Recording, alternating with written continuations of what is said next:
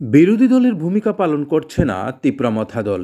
BJP শাসনে এডিসিকে চরমভাবে বঞ্চনা করা হচ্ছে। তারপরেও জনজাতিদের স্বার্থ রক্ষার্থে কোনো আন্দোলন নেই তিপ্রামথা দলের। মূলত বিরোধী দলের অবস্থান থেকে তিপ্রামথা দলকে সাংগঠনিক আন্দোলন চালিয়ে যেতে খোলা চিঠি তুলে ধরল বামপন্থী দল সিপিআইএমএল। সেই সঙ্গে দেশের স্বাধীনতা এবং গণতন্ত্র রক্ষার স্বার্থে জনজীবনের মৌলিক ইস্যুতে ঐক্যবদ্ধ লড়াইয়ে সর্বস্তরের ধর্মনিরপেক্ষ দলকে এগিয়ে আসারও আহ্বান করেছেন সিপিআইএমএল ত্রিপুরা রাজ্য কমিটির নেতৃত্ব। বুধবার আগরতলা প্রেস ক্লাবে সাংবাদিক সম্মেলনের মাধ্যমে শাসক দলকে হুঁশিয়ারি করার পাশাপাশি তিপ্রামথা দলের উদ্দেশ্যে সতর্ক বার্তাও দিলেন সিপিআইএমএল নেতৃত্ব।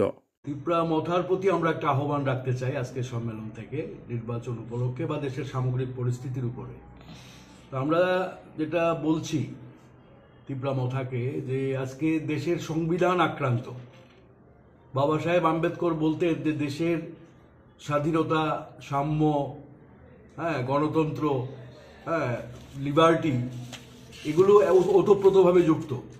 এবং আমাদের সংবিধানের মূল ভিত্তিটাই হচ্ছে যে গণতন্ত্র এবং আধুনিক ভারতের ভিত্তি।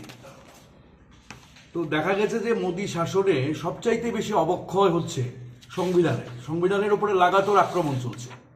ভয়ঙ্কর, আমরা দেখছি ভয়ঙ্করভাবে যে আপনার ইউসিসি, অভিন্ন দেওয়ানি বিধি আনা হয়েছে। আমরা দেখছি যে সিএ আনা হয়েছে। 10% যারা যে ইডাব্লিউএস যে সংরক্ষণ চালু করা হয়েছে, বারবার সংবিধানের উপর আক্রমণ হচ্ছে। এবং এটার কারণে সংবিধান আজকে খোকলা হয়ে গেছে। তো সংবিধান যদি না থাকে বা এইভাবে আক্রান্ত হয়, তাহলে যে রক্ষা কবচগুলো জনজাতিদের, সবার সাথে জনজাতিদের সুরক্ষার জন্য আছে, সেগুলো আজকে আক্রান্ত।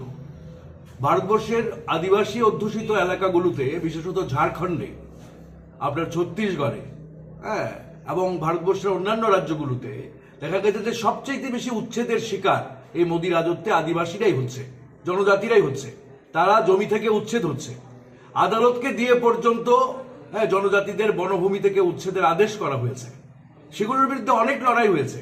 এবং আমাদের রাজ্যে আমরা দেখতে পাচ্ছি যে এডিসির যে অধিকার দেওয়ার কথা, যে প্রতিশ্রুতি দিয়ে বিজেপি ক্ষমতায় এসেছে, এডিসিকে অধিক স্বায়ত্তশাসনের অধিকার দেওয়া তো দূরের কথা, এডিসিকে ঠিকভাবে চলতে দিচ্ছে না। এডিসির প্রতি বিমাতৃসুলভ আচরণ করছে, বাজেটের টাকা আটকে রাখছে। এডিসিতে সমস্ত দপ্তরে তারা বেতন দিতে পারছে না। এই মাসে আমরা দেখছি যে 10 তারিখ পর্যন্ত বেতন হয়নি। তো এই নিয়ে কিন্তু তিপ্রামথার কোনো কথা নেই, তারা সেটার জন্য লড়াই করছে না। এবং জনজাতিদের আজকে যে মৌলিক প্রশ্ন, যে যখন ক্ষমতার কেন্দ্রীকরণ হচ্ছে, স্বৈরাচারী একটা শাসন ব্যবস্থা দেশে কায়েম হচ্ছে, সংবিধানের উপর আক্রমণ হচ্ছে, তখন কিন্তু সবচেয়ে বড় কথা যে এই ধরনের স্বায়ত্তশাসিত সংস্থাগুলো সবচেয়ে বড় হামলার মুখে, এবং তারা সংকুচিত হচ্ছে। আজকে যেভাবে মানে আমরা দেখতে পাচ্ছি যে তিপ্রামথা আজকে রাজনৈতিকভাবে তার যে প্রধান বিরোধী দল হয়েছে, সে বিজেপির বিরুদ্ধে লড়াই করে হয়েছে। বিজেপির বিরুদ্ধে লড়াই করে সে প্রধান বিরোধী দলে পরিণত হয়েছে। কিন্তু তিপ্রামথা আজকে লড়াই করছে না, বিরোধী দলের ভূমিকা পালন করছে না। আমরা মনে করি যে আজকেই একটা গুরুত্বপূর্ণ সময় যে তিপ্রামথাকে এই ঐতিহাসিক দায়িত্ব পালনে এগিয়ে আসতে হবে। যদি তিপ্রামথা এই দায়িত্ব পালন না করে, তাহলে তিপ্রামথা অবশ্যই ইতিহাসে রাস্তা করে যাবে। তার দশা কিন্তু অবশ্যই আজকে ইয়ের মতোই হবে, আইপিএফটির মতোই হবে।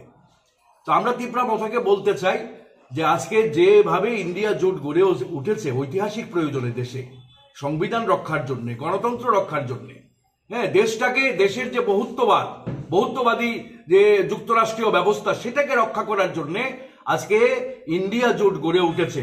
বহু মতাদর্শের লোক, এমনকি শিবসেনার সাথেও আমরা কমিউনিস্টরা ঐক্যবদ্ধ হয়েছি। কেন? দেশের যুক্তরাষ্ট্রীয়তাকে রক্ষা করতে হবে, সংবিধানকে রক্ষা করতে হবে, গণতন্ত্রকে রক্ষা করতে হবে। কিন্তু আজকে অদ্ভুতভাবে আমরা লক্ষ্য করছি যে আমাদের রাজ্যে গত বিধানসভা নির্বাচনেও জোট হয়নি, সামগ্রিকভাবে জোট হয়নি বিরোধীদের মধ্যে। এবং এবারও আমরা লক্ষ্য করছি যে তিপ্রামথা সেইভাবে জোটের জন্য সে কথাবার্তা বলছে না। তো আমরা বলছি যে কেন হবে না? মাঝে যে উপনির্বাচন গেল, সেই উপনির্বাচনে তিপ্রামথা সমর্থন দিয়েছে বিরোধী দলের প্রার্থীদের, কিন্তু এবারের এই নির্বাচনে তিপ্রামথার কোনো ভূমিকা আমরা দেখতে পাচ্ছি না। আগামী কয়েকদিনের মধ্যেই নির্বাচনের দিনক্ষণ ঘোষণা হতে পারে। আমাদের রাজ্যে নাকি নির্বাচন কমিশনের লোক আসছে, হ্যাঁ, গত আগামী কয়েকদিনের মধ্যে।